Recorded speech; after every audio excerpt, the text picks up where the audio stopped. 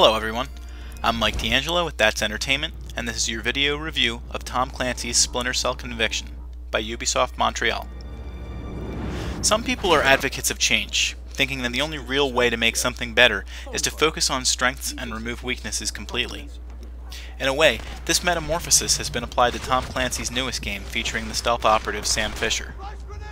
While prior games in the Splinter Cell franchise have featured the sneaking aspects most notably, action and combat begin to muscle their way into the fold this time around. The new ratio of stealth versus guns blazing certainly throws things up in the air. Ubisoft believed that the franchise was stagnating and not growing as much as it could have. But, in Splinter Cell's case, was change a worthy investment?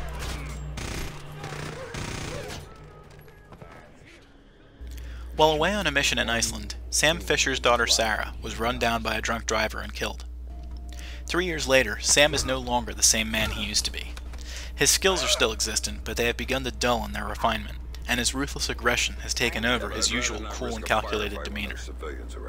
He is eventually tracked down in Malta by a colleague, Grim, from his former intelligence agency, Third Echelon. She warns him that he is being sought out by a group of dangerous men, and that he needs to escape to safety. Not one to run, Sam quickly turns the tables on his would-be attackers, and confronts their leader. To his surprise, Sam finds out the whereabouts and identity of his daughter's killer. As the story progresses, players will learn that while the game has a more personal note for Sam, the drama digs much deeper than just the plot point of his coping with the loss of his daughter. But if it's a setup.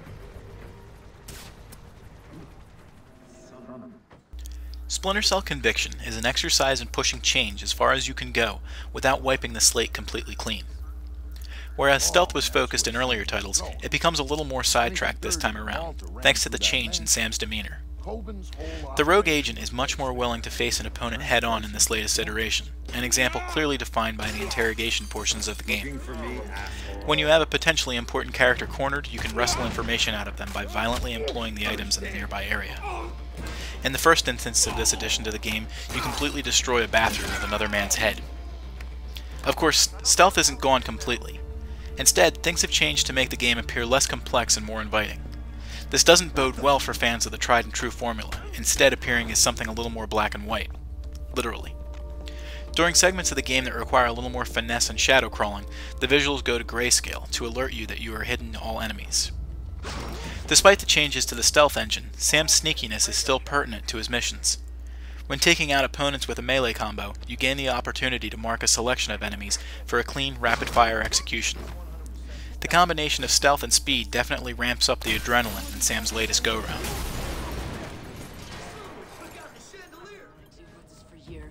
Conviction is a beautiful game, but not without its flaws. Clearly, the graphics of the series have come a long way, but from a technical standpoint there are still problems. For one, during the especially great-looking cutscenes, things are marred by the occasional choppiness. Also, though the saturation washout helps to show you when you are hidden from enemy sight, it also hides the usually attractive visuals as well. Other than this, the game seems to shine throughout. The music is subtle, never really interfering with the mood of the stealth sequences of the game. Alternatively, during some of the more nerve-wracking points in the narrative, the tunes definitely help to get your blood pumping. Sound plays an important part as well, and can help you pinpoint where enemies are. The same could be said of voice, which, depending on your preference, can be overused in this game. You may be interested in hearing what enemies have to say regarding past missions, though.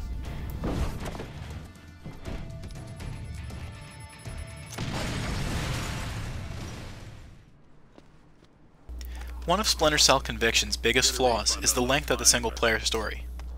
A diligent and clever player can easily take down the narrative in around 6 hours, and rarely, even some of the missions seem to drag because of what seems like terribly linear design.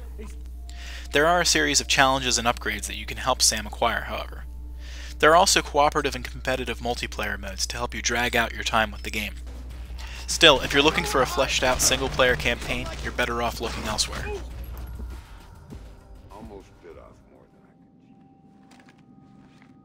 Unfortunately for Conviction, die-hard Splinter Cell fans may stray from this title. I say unfortunately because, in spite of its meager length and less stealth-heavy gameplay, the title is still fairly entertaining.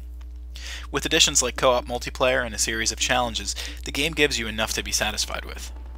If Sam Fisher is meant to stay weathered and gruff, perhaps Ubisoft can work a little bit more on making the aesthetics more palatable. Otherwise, the fun of this game is plain enough to see. That's Entertainment awards Tom Clancy's Splinter Cell Conviction a score of 8.5 out of 10.